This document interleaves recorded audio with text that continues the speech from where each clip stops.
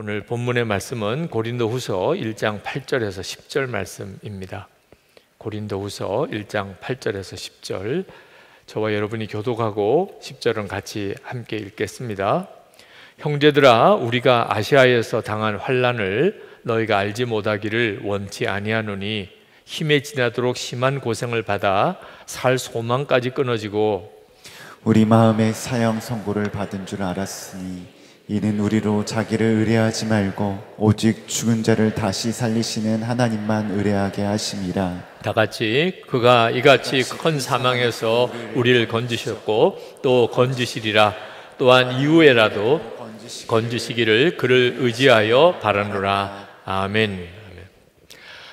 주님과 동행하는 여러분들에게 믿음의 간증이 계속 여러분의 삶 속에서 일어나기를 축복합니다.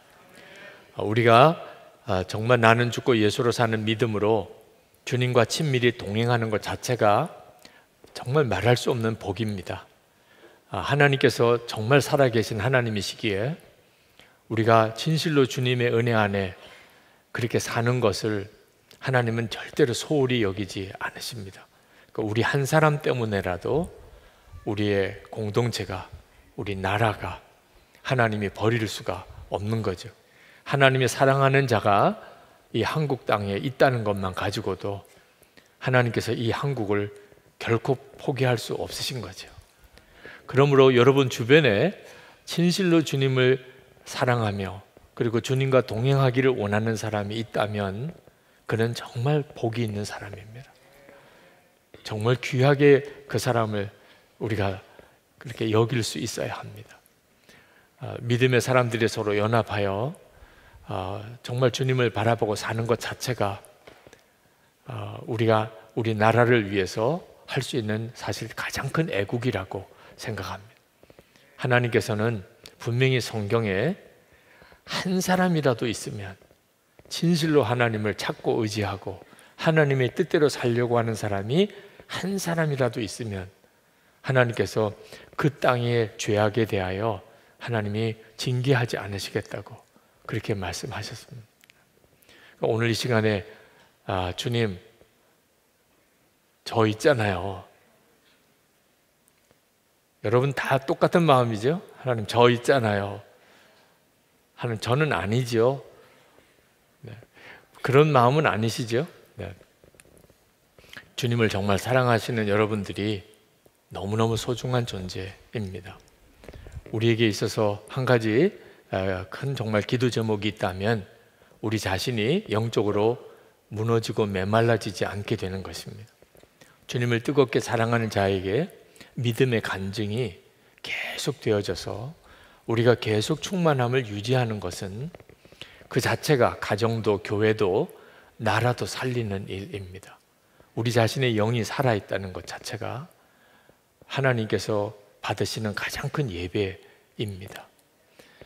혹시 여러분 중에 날씨의 무더위 때문에 또는 요즘 일본과의 여러 가지 뉴스들 때문에 마음이 상하고 공고하신 분들 혹 있습니까?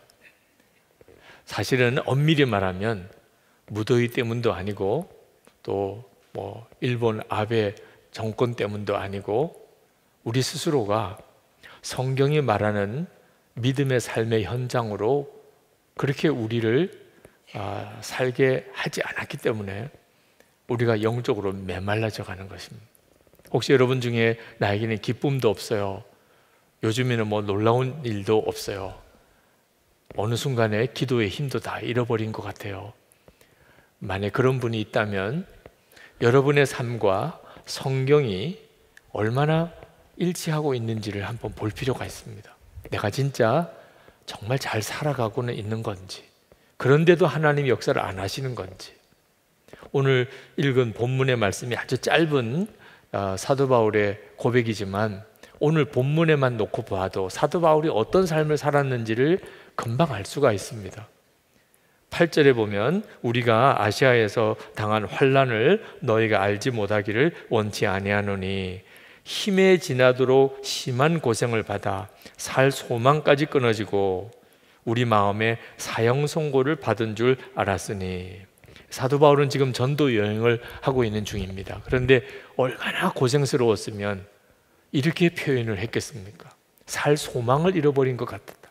이젠 다 죽었구나. 꼼짝없이 죽었구나. 뭐 그런 심정이었다는 거죠. 그때 사도 바울은 어떻게 그 어려움을 이겨나갔느냐 하면 오직 죽은 자를 다시 살리신 하나님을 의지할 뿐이었다. 정말 죽은 자를 다시 살리시는 하나님만 의지하는 그 믿음으로 그 어려움을 이겨나갔다는 거예요.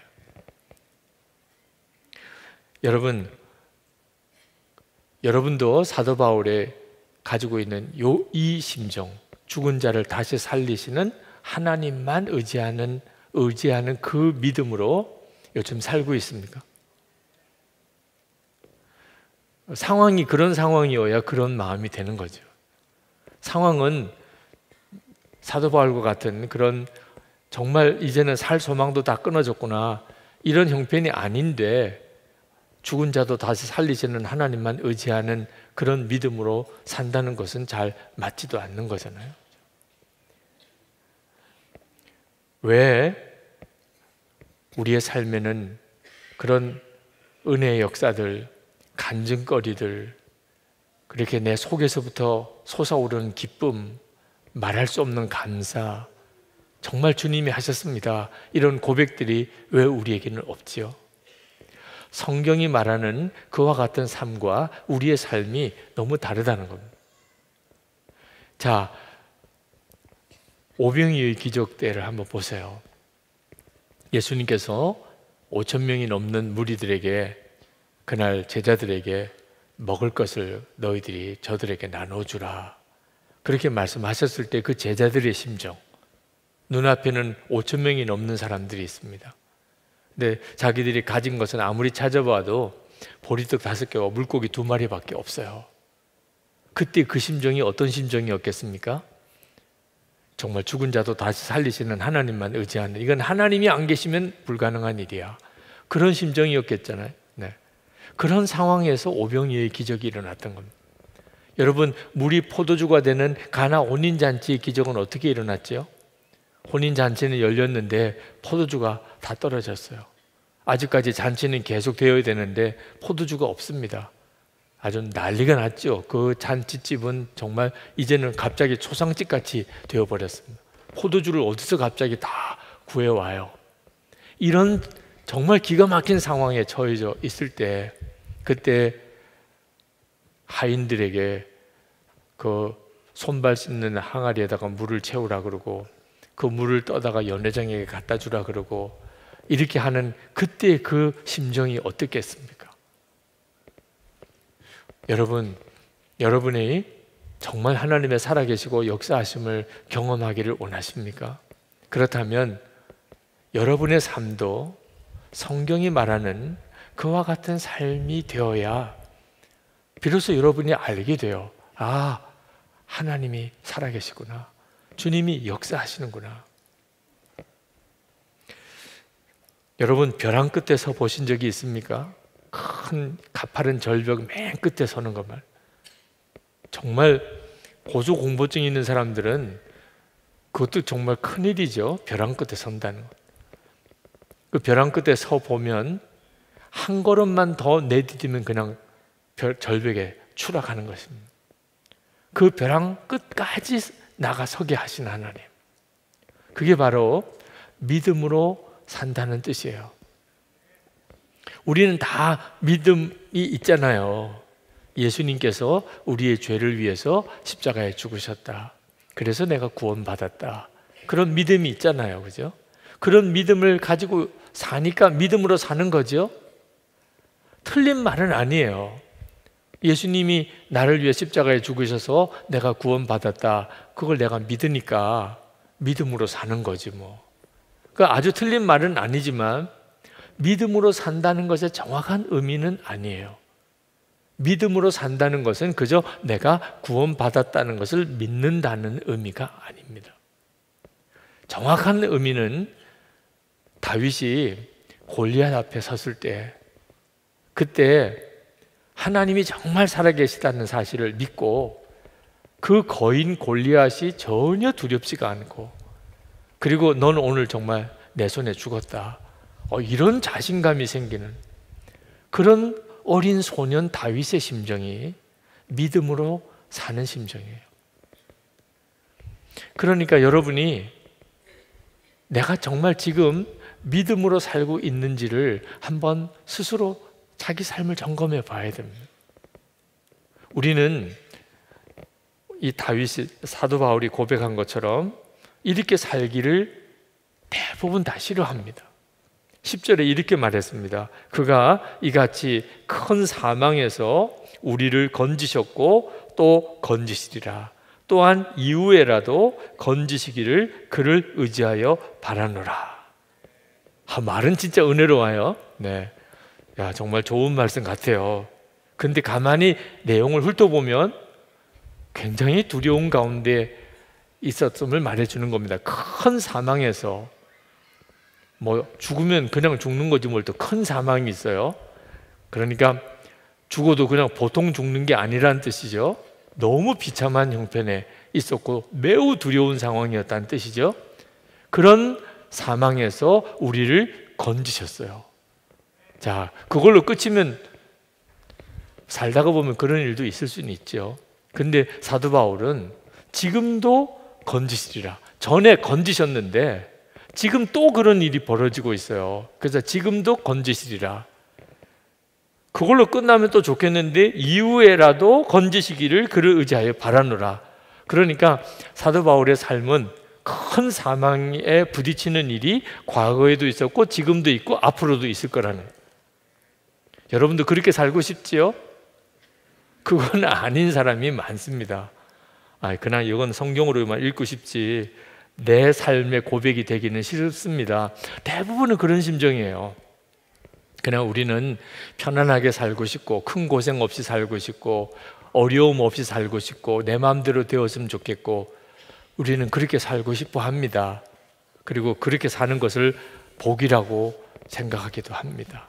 별 고생도 안 하고 여유롭게 지내고 뭐 큰 위기도 겪지 않고 어려운 일은 다 피하고 하고 싶은 대로 다 살고 그러면 좋겠다. 그러면 하나님이 정말 살아계신 하나님 같고 나를 사랑하시는 것 같고 내가 복을 받은 것 같다고 이렇게 믿고 싶은 사람들이 많아요. 그런 믿음이 어떤 믿음이냐면 완전히 어린아이 같은, 순수하다는 뜻에서 어린아이가 아니고 너무 유치하고 그리고 초보적인 수준이라는 뜻에서 어린아이 같은 믿음이에요. 인도네시아에서 그 대학을 설립하여 운영하는 이용규 선교사님, 이용규 선교사님이 한번 유럽 코스타에 갔다가 어린 아들을 데리고 코스타에 참석을 했는데 그 어린 아들이 그 코스타 집회 중에 그 호텔에 있는 수영장을 갔었대요. 근데 수영복을 가지고 오질 않은 거예요.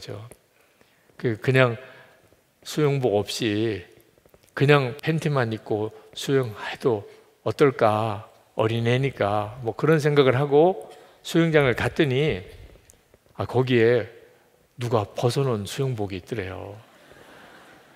누가 벗어놓고 가져가질 않았어요. 어린아이 수영복 하나가, 남자아이 수영복이. 그래서 얼마나 은혜에 감사했는지 여호와 이레라고 하더니 정말 하나님이 다 준비해 놓으셨구나. 그 어린아이가 얼마나 감사한지 그날 그 수영복 입고 잘 수영을 했대요. 근데 남의 수영복이니까 가져올 수는 없고 그냥 놓고 왔다는 거죠. 그 다음 날도 기도를 하고 왔대요. 하나님, 오늘도 수영복이 있었으면 좋겠습니다. 제가 수영복을 가져오지 않았는데 어제처럼 하나님 또 그렇게 해주세요. 그리고 갔더니 그날은 없더래요. 그래서 그 아이가 하나님 계신 거야? 이러더래요. 어제까지는 그렇게 할렐루야 감사합니다. 그러다가 누가 벗어놓은 수영복이 없는 것 때문에 하나님을 갑자기 의심하는, 정말 하나님 계신 거야? 이러면서 막 짜증을 내는 걸 보고 선교사님이 깜짝 놀랐다는 거죠.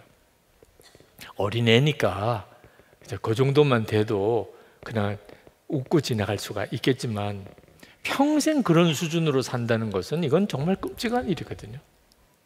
하나님은 그저 나에게 필요한 것은 다 해결해 주시고 어려운 일은 다 지나가게 하시고 어떤 고생도 어려움도 없이 그렇게 살기만, 그렇게 그게 하나님이신 걸, 하나님을 믿으면 그런 복을 받는 줄로만 여기는 이런 믿음이 되니까 간증할 것도 없어요. 특별한 은혜도 없어요. 기쁠 일도 없어요. 진짜 하나님 살아 계신 거야? 맨 짜증 섞인 말만 하고 살게 되는 것입니다. 하나님은 우리를 벼랑 끝으로 가서 서게 합니다. 어떻게 보면 참 잔인해 보이기도 합니다. 믿음으로 산다는 것, 하나님을 정말 믿고 천지를 지으시고 지금도 함께 계신 그 하나님을 믿고 산다는 것은 단순히 내가 구원받았다는 것을 믿는 것만 아니고, 실제로 우리가 살아가는 삶의 현실 속에서 마치 한 걸음만 더 디디면 절벽에 떨어지는 바로 그 자리까지 가게 만드시는, 얼마나 아슬아슬해요. 얼마나 두려워요. 하나님이 모세를 택하셔서 그리고 그 모세를 벼랑 끝까지 서게 만듭니다. 바로 왕에게 가서 이스라엘 백성, 내 백성을 다 풀어주라, 이 말을 하라는 거예요. 이거 진짜 벼랑 끝에 가서는 거죠. 아니, 세상에 어떻게 감히 그 이집트의 바로 왕에게 80 노인이 된 모세가 가서 하나님의 백성을 다 풀어주라, 그렇게 요구할 수 있냐 말입니다. 하나님은 우리를 어떤 때는 정말 이해할 수 없는 벼랑 끝으로 몰아내는 것 같아요. 하나님을 믿고 살다가 보니까 이러다가는 나 죽는 거 아니야? 이러다가 나 끝나는 거 아니야? 그런 심정일 때가 한두 번이 아니란 말이에요. 하나님이 이스라엘 백성을 애굽에서 구원해 내셨어요. 그래서 홍해를 건너서 이스라엘 백성을 완전히 건져내셨습니다. 그런데 눈앞에 펼쳐진 것은 광야예요, 광야. 살기 좋은 그런 푸른 초지가 있는 그런 땅이 아니고 그냥 사막과 같은 광야예요. 거기에 200만이 넘는 이스라엘 백성들이 그냥 광야로 내몰린 겁니다.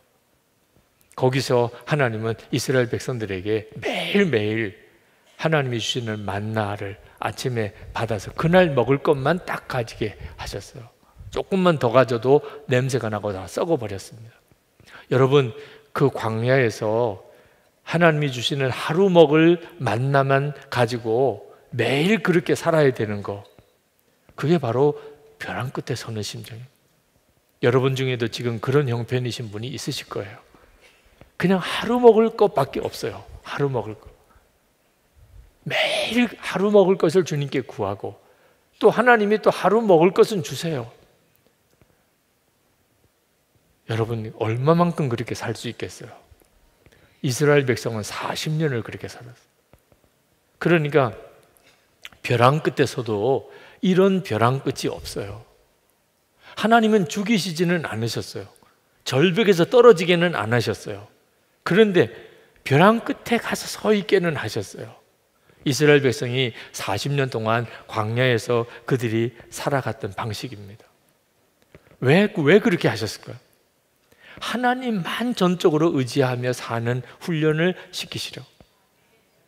무려 40년을 매일 만나만 먹고 하루치의 양식만 가지고 그렇게 살게 만드셨다니까요. 하나님께서 우리에게 믿음의 훈련을 시키시는 목표가 있어요. 그것이 바로 사도 바울이 고백한 것처럼 죽은 자도 다시 살리시는 하나님만 전적으로 의지하는 믿음을 갖게 하려는 거예요. 하나님은 나를 반드시 먹이신다. 어떤 형편에서도 하나님은 나를 먹이신다. 이 사실만 정말 믿어지면, 그러면 어디 가서든지 살지요, 그죠? 하나님은 반드시 나를 먹이신다. 굶겨 죽이지 않으신다. 이스라엘 백성들이 매일 만나를 먹으면서 그들의 마음속에 하나님은 우리를 끝까지 먹이고 살리신다, 그 사실이 진짜 믿어지니까 비로소 가나안 땅에 들어가게 된 거잖아요. 우리에게도 하나님이 똑같이 하세요. YM 남미 책임자인 알레한드로 로드리게스 목사님, 저희 교회도 오셔서 말씀을 전하시기도 하셨습니다. 한계 너머에서 만난 하나님이란 책을 썼습니다. 그분이 그 책 속에서 뭐라고 이야기를 했냐면, 하나님은 언제나 한계, 사람의 한계 너머로 우리를 부르신다는 거예요. 한계 너머로 건너와. 내가 생각하고 경험하고 그리고 알고 있는 것에 한계를 넘어서게 하신다는 겁니다.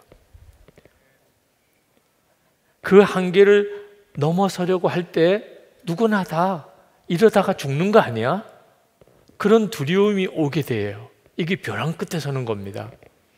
그 한계를 넘어서는 사람은 하나님을 만나요. 하나님이 살아계시구나. 근데 그 한계를 무서워서 두려워서 넘지 못하는 사람은 하나님을 믿는다고는 하지만 실제로는 하나님을 생생히 체험하고 살지 못해요. 한계 너머로 넘어서지 못했으니까. 안전지대 떠나서 위험지대로 들어가라. 하나님이 계속 우리들에게 계속 말씀하세요. 계속 우리가 하나님을 바라보는 것이 열쇠예요. 우리가 계속 하나님을 바라보지 않아도 되는 곳이 안전지대예요. 하나님을 바라보지 않아도 살아갈 수 있어요. 예를 들어서 월급을 받는 분들, 여러분 월급 잘 나오고 있나요?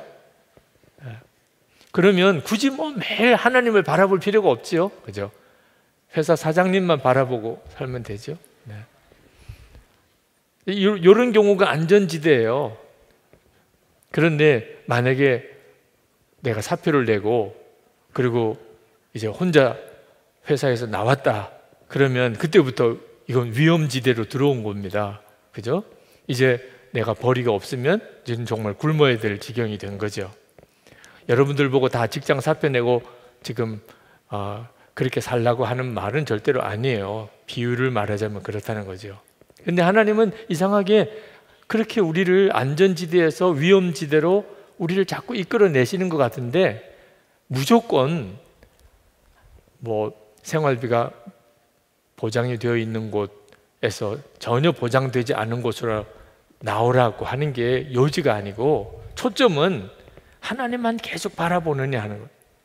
안전지대는 하나님을 바라보지 않아도 괜찮은 곳, 위험지대는 하나님만 계속 바라봐야만 살 수 있는 곳. 하나님은 어떤 스타일을 원하신다고요? 하나님만 계속 바라보아야만 사는 그런 위험지대 같은 곳으로 우리를 부르신다는 거예요. 왜? 거기가 실제로는 더 안전지대니까.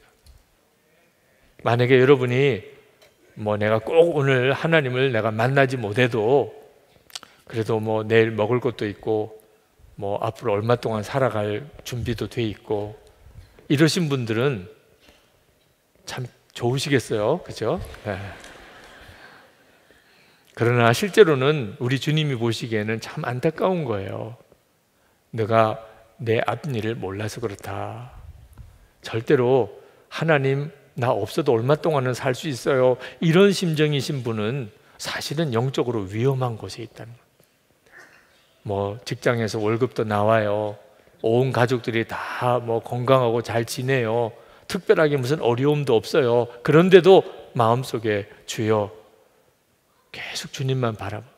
주님이 함께 하지 않으시면 이 모든 게 무슨 소용이 있습니까? 한순간에 어떤 일이 일어날지도 모르는 게 난데, 그런 마음으로 오늘도 주님 바라보지 않고서는 하루도 나는 살 수 없습니다. 그런 마음의 심정을 가지는 사람의 삶이어야 비로소 우리의 삶 속에 하나님의 역사가 나타나요.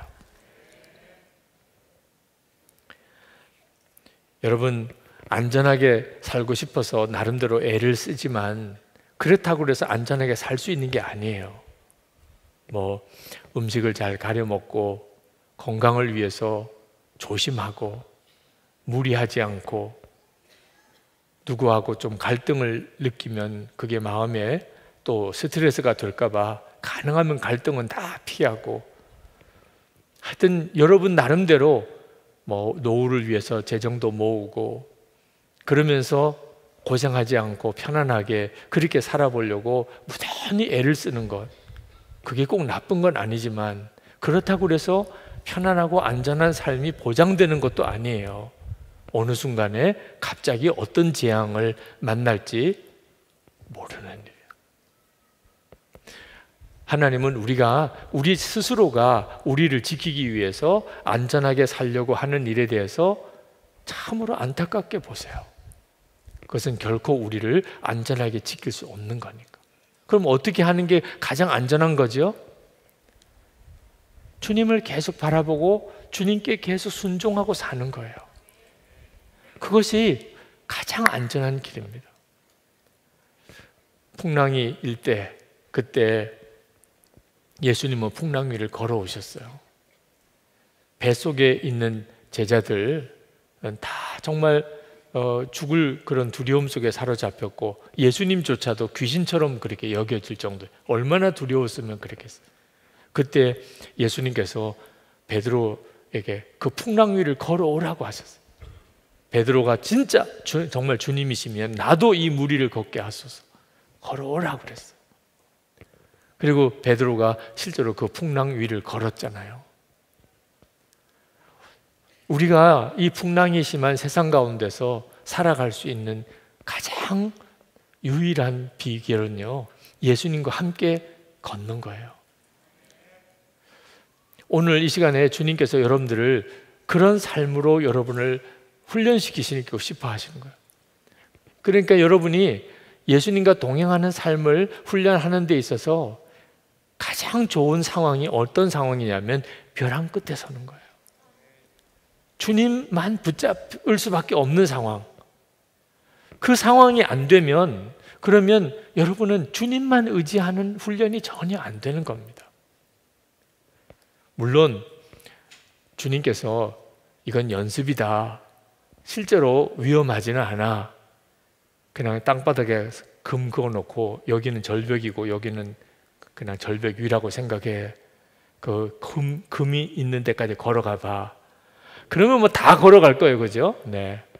발 한쪽 발도 이렇게 절벽 옆으로 이렇게 내놨다가도 할 수 있을 거예요. 네. 거기 땅바닥에 금 그어 놓은 거라면, 연습으로 하는 거라면 얼마든지 우리는 잘할 수 있어요. 근데 중요한 거는 진짜 절벽에다 갖다 세워놓고 이 절벽 끝에까지 가봐 할 때는 문제가 좀 달라지는 거죠. 그죠? 내가 붙들어 준다니까 정말 주님이 나를 붙들어 주실까? 내가 절벽의 끝에 서도 주님이 나를 붙잡고 와 주실까? 주님이 이제 절벽 끝에 가 섰냐? 예, 섰습니다. 그럼 한 걸음 더 나가. 정말 가슴 떨리는 순간이죠. 주님이 안 잡아주면 나는 그냥 떨어지는 거예요.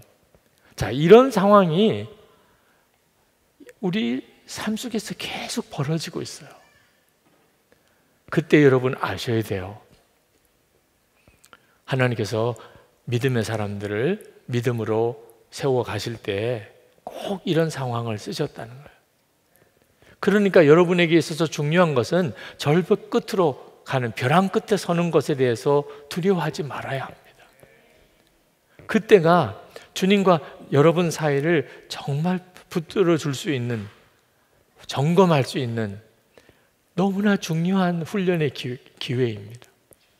하나님은 정말 살아계시구나, 주님은 정말 살아계신 주님이시구나, 나와 함께 계시구나, 주님께만 순종하면 되는 거구나 하는 사실을 실제로 여러분이 경험하게 해주는 것입니다.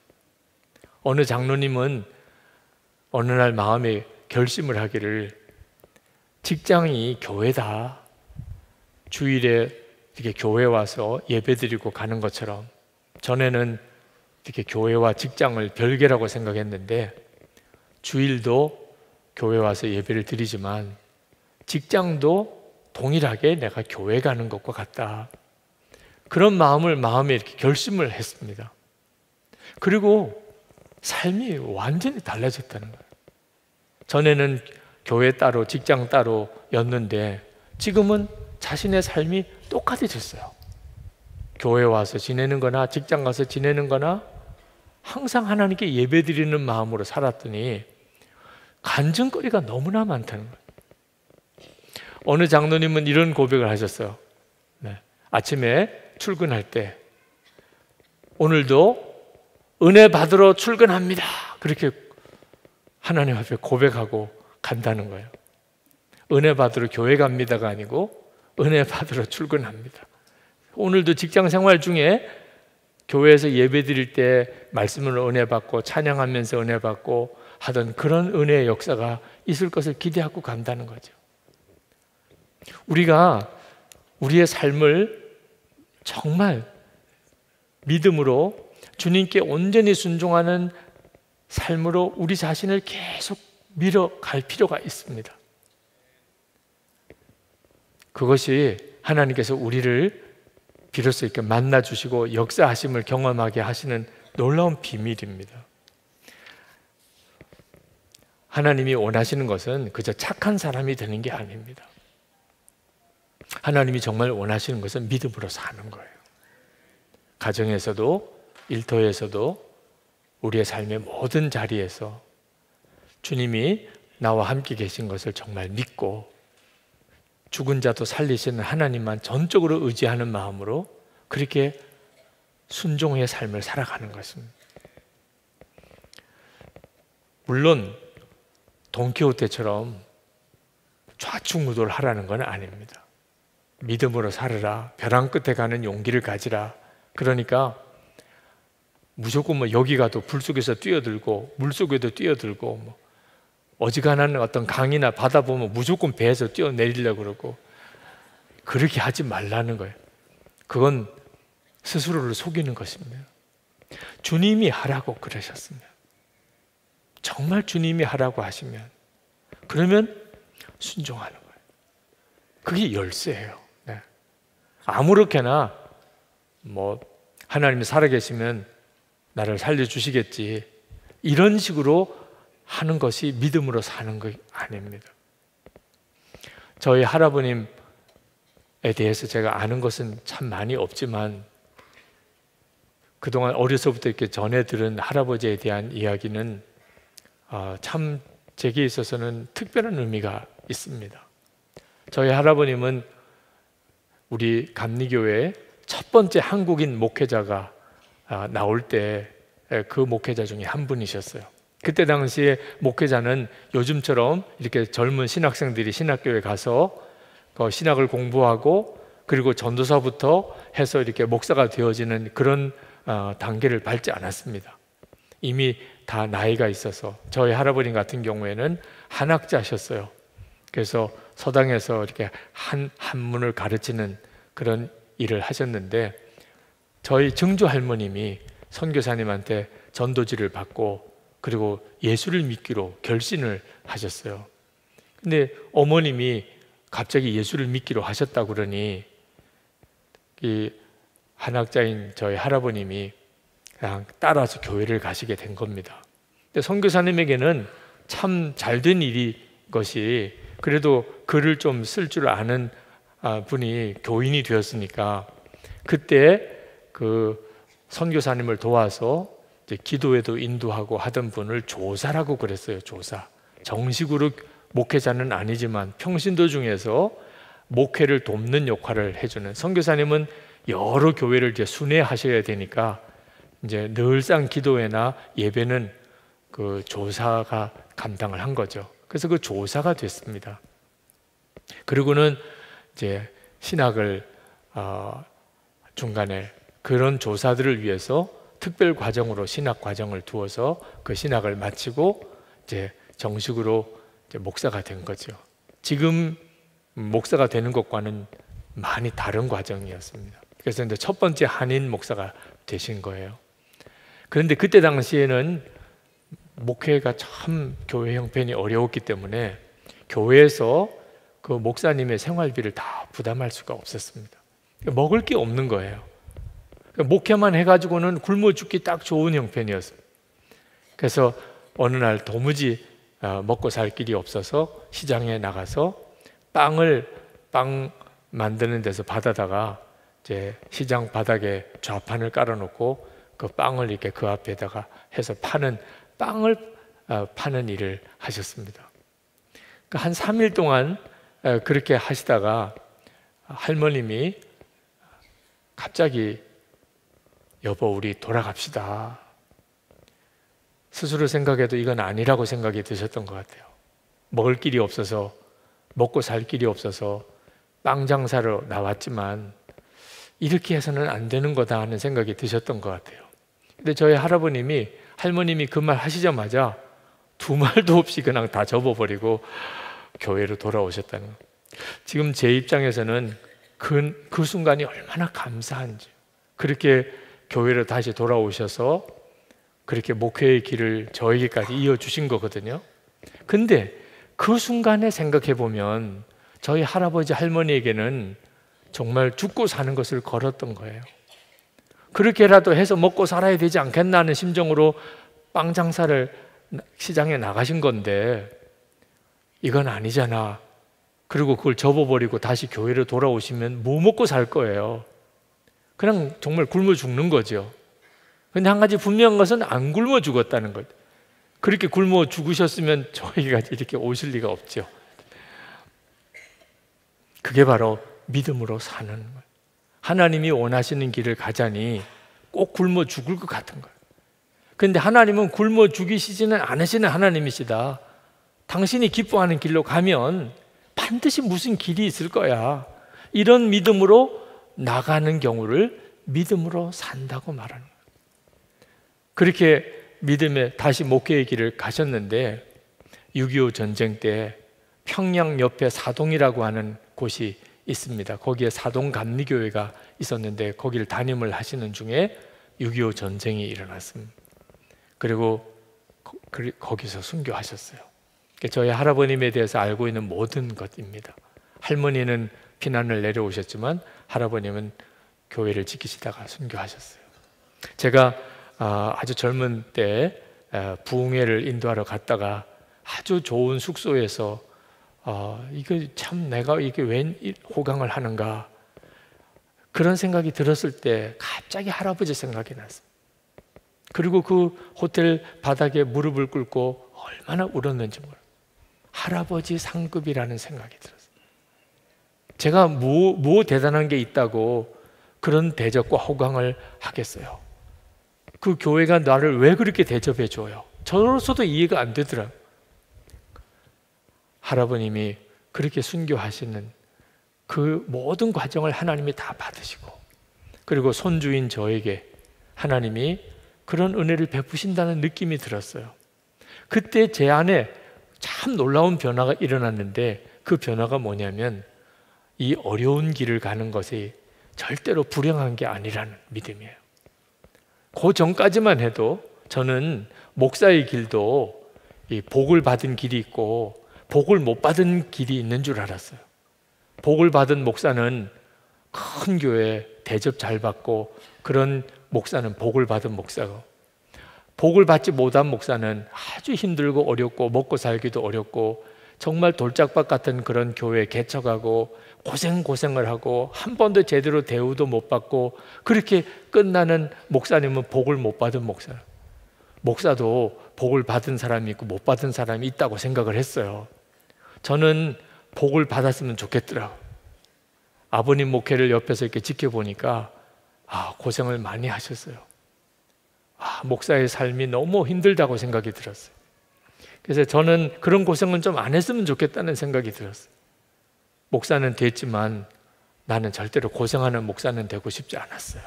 그런데 그날 이게 확 뒤집어졌어요. 할아버님, 제 생각에는 그 순교라는 것은 너무 끔찍한 거잖아요. 그런데 그게 진짜 복이라는, 그리고 대접받고 호강하는 게 이게 정말 가시방석인 거예요. 하나님 앞에 가 섰을 때 그때가 비로소 깨달아지는 거예요. 이 세상 사는 동안에 힘들고 어려운 사명의 길을 간 사람과 대우받고 그렇게 좋은 것만 누리고 살다가 하나님 앞에 간 사람, 하나님이 어떻게 받으시겠나? 이 세상의 기준으로 놓고 보면 대우받고 편안한 것이 복이죠. 그러나 하나님 앞에 가서 서서 보면 돌짝밭 사명의 길을 간 사람이 진짜 복이죠. 그때 나왔던 울면서 드렸던 기도가 돌짝밭 사명을 외면하지 않겠다. 좋은 길로만 대접받는 곳으로만 가겠다고, 그렇게 안 하겠다고 하나님 앞에 그때 약속을 드렸어요. 여러분이 생각할 때는 제정신이 아니었구나 이렇게 생각이 드시겠지만 정말 그때는 마음에 진심으로 그게 그렇게 느껴지더라. 사실 그때 드렸던 기도 때문에 선한목자교회에서 담임 목사로 와달라고 청빙할 때 꼼짝없이 올 수밖에 없었어요. 그때 여기 교회 형편이 굉장히 어려웠거든요. 돌짝밭 사명의 길 외면하지 않겠다고 하나님 앞에 약속드린 것 때문에 좋은 데서 오라는 것은 안 가겠습니다 할 수 있었는데 더 이렇게 어려운 데서 오라 그러니 안 가겠습니다 그러면 나 고생하기 싫어 이런 뜻과도 같으니 하나님께 드린 약속이 그 약속이 아니었거든요. 그래서 기도하게 되고 결국 이 교회로 오기로 결정을 하게 되고 제가 전에 담임받은 교회 교인들한테는 그 고백을 했어요. 이 교회가 너무 어려우니까 제가 못 간다고 말을 못했습니다. 그래서 가게 됐습니다. 그때 그 교회 교인들이 우리 교회가 어려워지면 다시 오는 겁니다. 그러면 이렇게 조건부로 제가 허락을 받고 이 교회로 온 거예요. 감사하게도 그 교회가 안 어려워져서 다시 갈 이유가 없게 됐습니다만 이 교회 부임에 와서 보니까 예배당도 완공해야 되고 또 이 큰 예배당도 다 채워야 되고 그게 저에게 주어진 책임이에요. 근데 하나님께서 제 마음에 절대로 이 교회가 부흥되기 위해서 예배당 건축 다 하기 위해서 목회하면 안 된다는 마음을 주시더라. 그것도 참 모순이죠. 하나님께서 꼭 붙잡아야 할 것은 예수님만 붙잡으라. 오직 주님을 기쁘시게 하는 것, 온 교우들이 주님만 바라보게 그렇게 목회하라. 만약에 그래서 안 된다면 그러면 여기서 목회 그만하는 거죠. 그래서 안 되는 거라면 하나님이 진짜 살아계시다면 교회를 성장시키고 예배당 건축을 다 하기 위해서 목회해서 됐다면 그게 하나님이 하신 건지 내가 한 건지 어떻게 알겠어요? 나는 오직 주님만 바라보겠습니다. 그래서 그때부터 정한 것이 예수님께서 이끄시는 교회였어요. 그리고 어떻게 생각하면 교회가 부흥 안 되는 목회만 한 것 같아요. 저희 선한목자교회에 등록하려면 10주 양육을 받아야만 그것도 간증문 써내야만 비로소 새가족 환영을 해줍니다. 그러니 어떤 교인들은 이 교회만 교회야? 왜 여기는 이렇게 문턱이 높아? 이런 느낌을 가질만 해요. 근데 한 교인이 된다는 것은 그냥 와서 등록 카드만 낸다고 그렇게 한 가족이 될 수 있는 건 아니지 않냐. 정말 우리가 믿음의 한 가족이라면 그러면 한 가족의 과정을 거쳐야 하지 않나. 그래서 새가족 등록 과정을 그렇게 정하고 건축 헌금을 하더라도 우리 일반 헌금하고 건축 헌금하고 절대로 섞으면 안 된다. 건축 헌금이라고 한 것만 가지고 건축 감당하고 나머지 헌금은 다 교회가 정상적으로 해야 될 선교와 교육, 봉사 이런 필요에 그 재정은 다 쓰는 것으로 장로님들하고 약속을 또 했어요. 그것도 처음에는 굉장히 어려운 결정이었어요. 교인들이 점점점 교회가 이렇게 많이 늘어나기 시작하면서부터 교인들 사이에 이상한 일이 벌어지더라. 우리 교회가 도대체 몇 명이 교회에 출석하느냐. 그때 저희 교인이 한 1000여 명 이제 늘어나기 시작을 했어요. 근데 어느 분이 제가 있는 자리에서 다른 분하고 이야기할 때 그래요. 요즘에 교회 교인이 얼마나 많이 모이세요? 3000명 모입니다. 깜짝 놀랐어요. 한 1000여 명 모이는데 어떻게 3000명 모인다고 이야기를 이렇게 하시는. 이거 큰일 나겠구나. 그래서 주보에다가 매주일 몇 명 모였다고 다 썼어요. 어디 가서 조금이라도 과장하지 마시라고 정확하게 몇 명이 왔는지를 썼어요. 교인 수를 괜히 부풀리는 그런 그 참 이상한 심리가 있거든요. 그런데 어느 날 보니까 교인 수가 꽤 많아졌어요. 그래서 이제는 부풀릴 게 아니고 교인들이 실제로 모이는 교인 수를 그대로만 이야기해도 자랑같이 느껴질 수 있는 정도 수준이 됐어요. 그래서 이제는 더 이상 쓰지 맙시다. 그래서 주보에 교인 몇 명 모인다는 거 쓰지 않기로 했어요. 괜히 그것 가지고 또 자랑 삼을까 봐. 철저하게 주님이 기뻐하는 쪽으로만 그렇게 목회해 보려고 애를 썼어요. 제가 그렇게 했던 이유는 주님께서 정말 이 교회의 주인 되시는 것이 가장 중요한 문제니까. 그리고 그게 우리가 믿음으로 사는 중요한 훈련이니까. 여러분, 여러분의 삶 속에 하나님께서 너 이제 정말 믿음으로 결단하라, 순종하라, 하나님이 그렇게 여러분에게 말씀하시면 여러분에게 있어서 중요하게 필요한 것은 그 믿음의 결단을 해야 한다는 것입니다. 오늘 대만 중화신학교의 선교학 교수님 한 분을 만났어요. 만나서 이렇게 저렇게 이야기를 나누는데 요즘에 중국에서 추방당한 한국 선교사님들 이야기가 나왔습니다. 그 중국에서 추방당한 많은 한국 선교사님들이 지금 갈 데가 없이 굉장히 힘들고 어려운 그런 마음의 상처와 그리고 사역의 진로에 대한 불안한 마음으로 어려움을 겪고 있고, 그리고 그 분들을 어떻게 도와야 할지 이제 그런 의논을 했습니다. 그러면서 참 중요한 이야기를 나눴어요. 중국이 선교사님을 다 내보내는 일이 이번이 처음이 아니라는 겁니다. 1949년 그때도 모든 선교사들을 다 내보냈습니다. 중국이 완전히 주계장막으로 모든 교회를 다 문을 걸어 잠그고 신학교 다 폐쇄시키고 그리고 선교사 다 내보냈어요. 그랬던 적이 있었어요. 그때 정말 전 세계가 깜짝 놀랐고 충격받았고 중국 교회는 이제 끝났다고 생각했어요. 하나님, 어찌 이런 일이 벌어졌습니까? 그런데 30년이 지나서 중국이 다시 문을 열었을 때 깜짝 놀라는 일이 벌어졌어요. 중국 안에 얼마나 건강하고 강한 교회가 중국 안에 세워졌는지 깜짝 놀랐어요. 그러니까 지금 중국에서 되어지는 이런 일이 우리에게 있어서 참 마음 아픈 일이지만, 그러나 선교사님도 힘들고 중국 교회도 힘들고 하지만 하나님은 정말 살아계신 하나님이시기 때문에 우리가 절대로 낙심하지 말고 주님께 우리가 믿음으로 순종해 나가면 반드시 하나님은 이 일을 지나고 난 다음에 선교 역사에 남는 또 하나의 의미 있는 사건이 되게 해주실 것이다. 그래서 정말 아멘 했어요, 같이. 그러면서 우리 교회에서 주님과 동행하는 이 예수 동행 운동에 대해서 소개를 해드렸어요. 근데 그 선교학 교수님이 정말 그게 필요하다. 지금 우리에게 있어서 진짜 필요한 것은 겉으로 얼마나 모든 일이 잘 됐느냐, 편안하냐가 아니고 진짜 주님과 동행하는 삶을 계속 매일 훈련하는 것이에요. 말레이시아의 선교사 수련회를 우리 인도하러 갔을 때도 그렇게 열심히 선교 사역을 하시던 선교사님들이 그 세미나 중에 정말 애통하는 마음으로 울면서 그렇게 밤늦게까지 기도들을 하셨어요.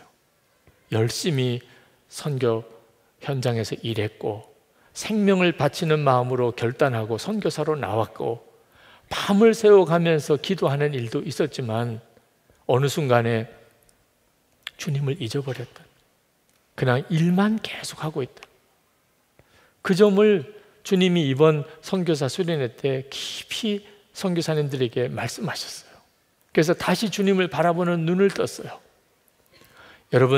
여러분에게도 주님은 똑같이 하세요. 주 예수님을 바라보는 눈을 뜨게 하기 위해서 주님은 우리를 때때로 벼랑 끝에 가서 서게 하십니다. 재정적으로 여러분들이 이 문제로 훈련 받으시는 분들이 있으실 거예요. 하나님이 돈이 없어서 우리를 재정에 궁핍함을 주시는 게 아닙니다.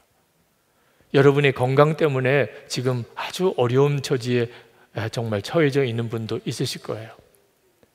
예수를 믿는 것 때문에 어떤 관계에 어려운 문제가 생긴 분들도 있을 겁니다.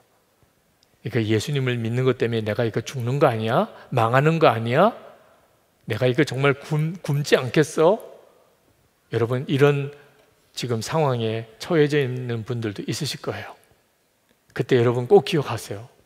성경을 정말 다시 읽어보세요. 성경에 하나님을 정말 제대로 믿은 사람은 다 이렇게 벼랑 끝에 가는 믿음의 훈련을 다 했습니다. 그리고 하나님 없이도 괜찮은 삶을 사는 것을 빨리 벗어나야 돼요. 하나님 없이는 한순간도 내가 살 수가 없어요. 이런 마음이 되어야 진짜 기도가 나오는 거예요. 1시간 기도 운동을 다시 시작하려고 합니다. 우리 교구 목사님들하고 의논을 했어요. 올해 하반기 1시간 기도 운동을 온 교회가 다시 하기로. 근데 진짜 기도를 안 하면 안 될 상황으로 우리나라 상황이 그렇게 가고 있어요. 그렇지만 여러분 꼭 기억하세요. 1시간 기도한다고 할 때 그렇지 않아도 정말 기도하고 싶은데 잘 됐다, 이런 마음이 드시는 분들은 지금 벼랑 끝에 서 있는 겁니다. 1시간 기도가 뭐야, 나 2시간도 할 거야, 3시간도 할 거야, 이런 분들은 정말 벼랑 끝에 서 있는 거예요. 그런 분들은 하나님의 역사를, 놀라운 하나님의 기적을, 정말 주님이 하신 일들을 경험하게 돼요.